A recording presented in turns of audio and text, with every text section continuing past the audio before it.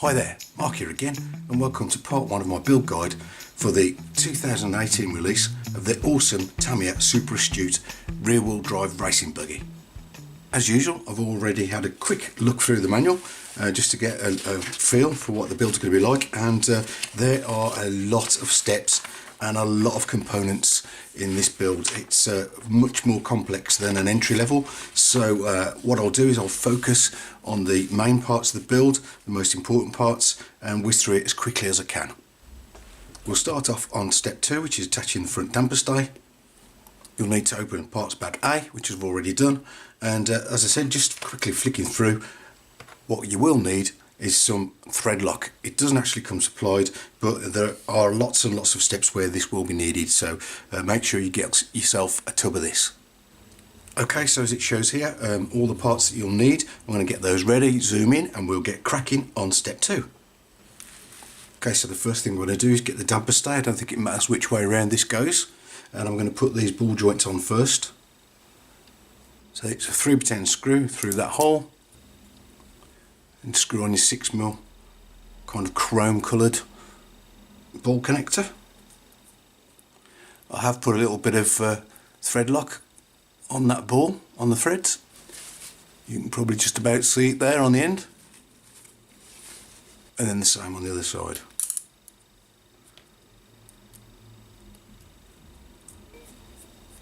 Then just get those nipped up and get plastic part D5. Pop the stay into position like so. Then you've got 2-step screws, go through the front, and then we've got these little press nuts. It's got like a serrated edge that digs into the plastic or the FRP, and that goes on the back, and screw that step screw into that press nut.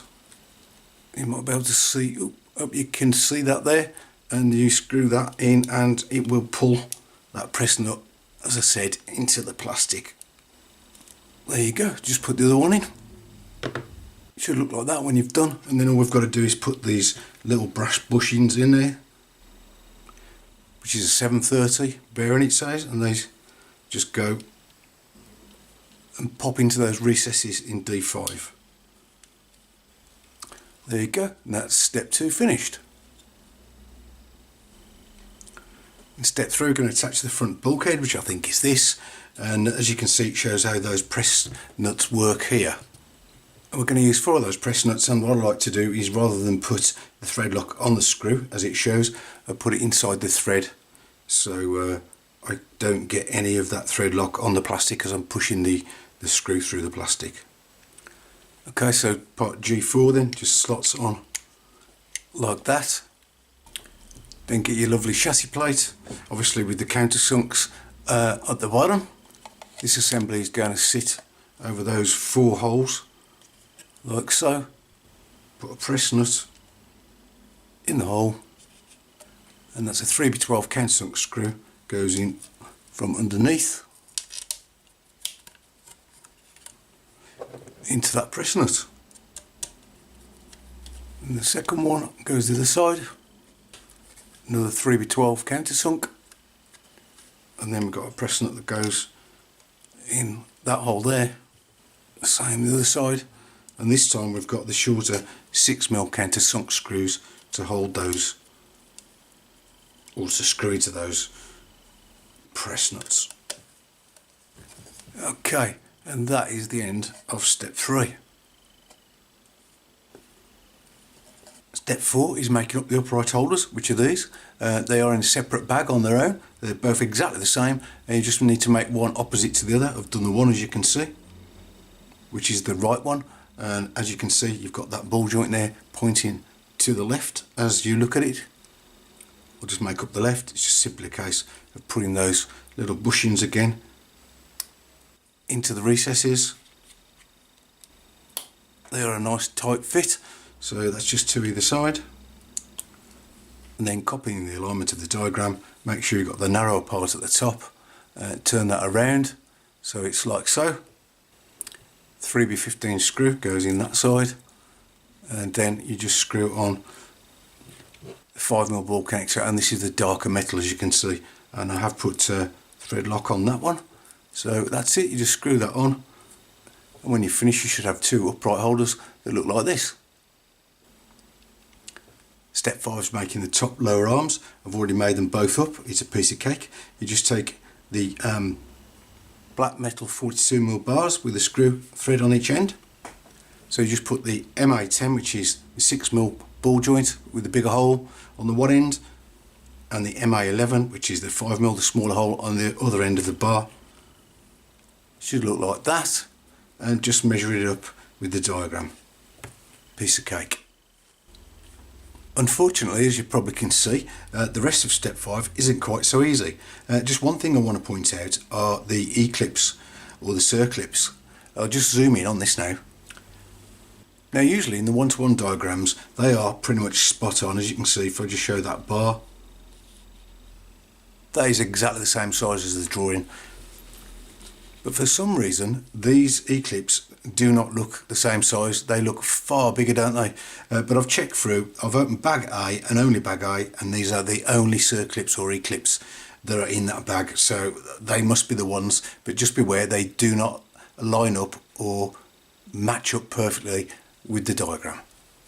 Anyway, let's get on with it. Again, I've had a bit of a practice and I've made up this side, which is the right hand side, and this is what it looks like. So you've got your steering arm there, and you've got your upright, and it's attached to the lower arm. They both could be exactly the same, but obviously one is opposite to the other. So you should be able to make up them both, just copying what I'm doing now. You get part B1, they're both the same, both sides, it's just reversed. For this you're going to need your left upright, which has got that top ball joint pointing backwards. And for this left side we're going to be using part B, or steering on B. You can see there's a little tab there, you might just be able to see it's got a B on it. We'll just get rid of that. Obviously it was the part A for the other side. We're going to mount it on this 3x25 bar, but first I'm going to attach the bottom E-clip. This really is pretty tricky to do, but not too bad when you have a bit of practice. So now what I'm going to do is copy the alignment. So again, with the upright in that position, I call that the upright, and this is the steering arm. I think Tamiya calls this the upright, but anyway. As you can see, I've put the 5mm ball joint already at the top of that arm, as you can see, and that's going to fit in there. I'm going to just push that bar up with the E-clip on it.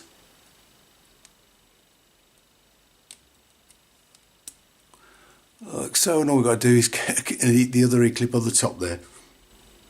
Easier said than done. Okay, so that's that bit done. Now we're going to locate the bottom of that into B1 with the 33mm bar. Again, I'll get the E-clip on the one side first. Then I'm going to pop on a red 3mm O-ring. Push that up to the E-clip. Then we can use that to locate into that hole and through the upright. Comes out the other end, obviously. Put your other O-ring on. Here we go, and finish off with the other E-clip. At the end of step 5 you should have two arms that look something like this. Step 6 is nice and simple, it's just attaching those lower arms we've just built. I've already done the one side, as you can see, they both go on the same. So just make sure you get the right one on the right side. We've got this bend at the front here of the wishbone, and we've got the steering arm here pointing backwards. So we just pop that into place. Your 45mm shaft I've already put on the one E-clip. It's got to go in from the front, it won't go in from the other way. Just pop that through. And then he says it's simply a case of getting that other fiddly E-clip on the other end. There we go. It went on in the end. A bit tricky, but it's done. So that's that, and all we've got to do now is get the top arm on. So obviously the bigger hole goes on the bigger ball there, the 6mm. On the inside, and then on the outside that goes on the upright, the 5mm ball, and that is too tight for me to use my pliers. There we go. So that's both arms fitted, and it should look like this at the end of step 6. Again, step 7 is quite simple. We're just going to put the front bumper on, and it looks like the front body mount. So that's the body post, part E6. Just need a 10mm screw to 3x10 and 3mm washer, and that's got to go through the hole at the bottom. That then goes through this little hole in the middle of the shock tower, and then we've got to hold on the back of that one of those little flange nuts. This is going to be quite tricky, I think, getting it in there. So I'm going to fire it down there, get it in place, and try and hold that with my finger when we get the screw in. A fair bit of pressure on that one. Okay, so that's in. Part E9 into the front bumper itself. That's got to locate underneath, like so. Then you got the big 4x16 countersunk screw. This, don't know why, but this has got a hex head and not like the other screws. But yes, so you've got 2 of those, one in each hole. And onto the top of those screws you've got the 4mm flange nuts. So yeah, these are nice big chunky screws and nuts for holding that little bumper on, like so. And I'll just get those done up, and that's the end of step number 7. There's plenty going on in step number 8 though, compared to the previous ones. So this is attaching the steering linkage. I've already made up the 2 steering arms, which is the silver metal, and those are the 3x50 rods, and you just put on the end the MA11 5mm adjusters, screw them on each end, and again match them up to the diagram 1 to 1, exactly the same as the one shorter one, which is the darker metal, which is the 37.7mm bar, again with the same MA11 5mm adjusters on the end, and again match that up to the diagram. Then you've got the 2 steering pivots themselves, so you've got this part D3, the plastic part D3 and D2. I've already done the D3 one, which has got 2 5mm balls at the front, 1 at the back, and they're held in by captive 3mm nuts in the plastic part there. And you can see you've got these bushes, or it says bearings, but they're metal bushes, 850s, 1 in the top and 1 in the bottom. I'll just show you making up the other one. This has just got the 2 5mm ball joints in it. Pop your 850 bushing into the top and the bottom. Just help to push the one side in with your wrench. Okay, so they're both in now. Your 2 3mm nuts, and drop them in the captive holes, like so. And then just screw in your 5mm ball connectors. Just give those a nip up. So that's your 2 pivots made. You've got these MA32 bushings. It says they're bushings, a round bushing. Those have got to go and mount on that hole and that hole on the chassis with the 2 3x18 countersunk screws.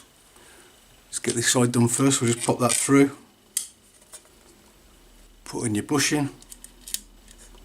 And for the first time, you've got to get out your grease, and it says put some grease on this because obviously they're metal bushings they're going onto, so just dab a bit of grease on there. So the shorter piece goes on the left hand side. Just pop that on like that. And then it's just a tiny 3mm lock nut holds all that in place. Bit fiddly to get this on, but so just hold that with a wrench. And this isn't a hex screw, this is just an ordinary crosshead, or should I say JIS. Okay, nip that up, and it should move freely and not bind, so that's that one. And it's exactly the same for the other side, obviously. Pop that one on like so, and get the other little lock nut on. So there's both of the pivots on, and we've just got to pop on those steering arms now. So the silver barred ones go at the front onto the front balls, and I can't do it by hand again, so I need my pliers. There you go, and obviously we need to then connect that onto the steering arm.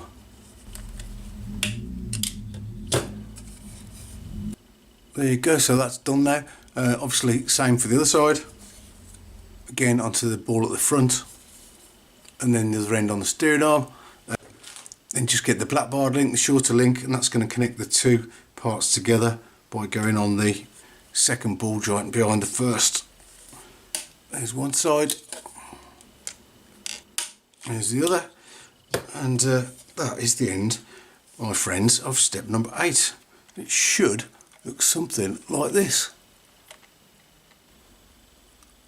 On to step 9, which is simply attaching the rear suspension mounts, which are these parts here, which are parts D1. Just need to push the little bushing, the 730 bushing, into each end of those plastic parts. We're also going to fit part E10, which is the rear bumper, and they're all attached with the 3x6 countersunk machine screws into those little press nuts again. And as you might be able to see, the red there, I've put some thread lock into those already. So we've got these slots here at the rear of the chassis, and there's the lug on this slots into that, like so. You can see the two holes there. Fit the other one to the other side, and then pop your press nuts into the recess in the hole. Just get these screws in. So there's the 4 screws all done up nice and easy. So you've got your 2 lugs on the back there, and the bumper mounts in the same way. It just pops over there. You pop your press nut into the holes, like so. This is 2 of those 3x8 screws. I might have said there were 3x6s before, but they are 3x8s, 6 of. And make sure you don't get the screws mixed up like I just did. Yeah, this is a 3x8 machine screw, not a self-tapper lock I just tried to put in. Anyway, we all make mistakes. As I say, that's what it should look like at the end of this step. In step 10, we're going to attach the rear arms, which are these plastic parts, B2. They're both the same again. You put them in opposite directions to each other. You've got to fit a 5mm ball connector into the centre of the 3 holes. But this is going to be held in by a 3x12 grub screw. There it is. As I screw that into the centre hole, and beware, it is quite tight because this is really hard plastic, so it needs a bit of pressure to get that grub screw in. As it shows in the diagram there, make sure you get that so there's 5mm left sticking out of the plastic. Then simply get your 5mm ball joint itself, screw that on. Once we've done that, we can get the chassis. There's the back, we've just fitted these brackets on, and they go on like so. You've got your reinforcing plate, and you've got the 55mm shafts. Again, I've already put the E-clip on that one. Push the shaft through that plate, and then all the way through. And you guessed it, we've got to wrestle that little E-clip onto the other end of the bar. Always easier said than done. There we go, just about got it on. So that's the one side. Obviously it's exactly the same to fit the other side. And there you go, should look like that when you've finished.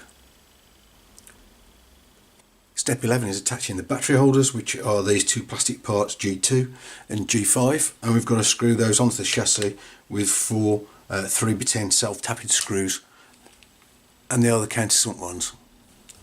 You've got to cut some tape to the sizes that it shows you in the templates here. There's the 2 different types of tape. I think this is what you're supposed to use. This is the softer stuff, which is fits that template, and this is the thicker, firmer. Well, I think that's the one. I've cut that to size, so I'm just going to get these screwed on and stick it on and show you what it looks like. And there we go, that's what it should look like. They're nice firmly in place. Those screws are hard to get in because this plastic is really hard plastic again. So those are the screw holes you need to use with those 3x10 countersunks. The tape is a little bit confusing. I think that's the right tape that goes there, and there's a one that goes across the back there. They do look all the same size in the diagram, but yeah, definitely showing different here. So anyway, that's step 11 finished. Quick turnover, and step 12, we need to open parts bag B. So I think we've come far enough in this part of the build guide.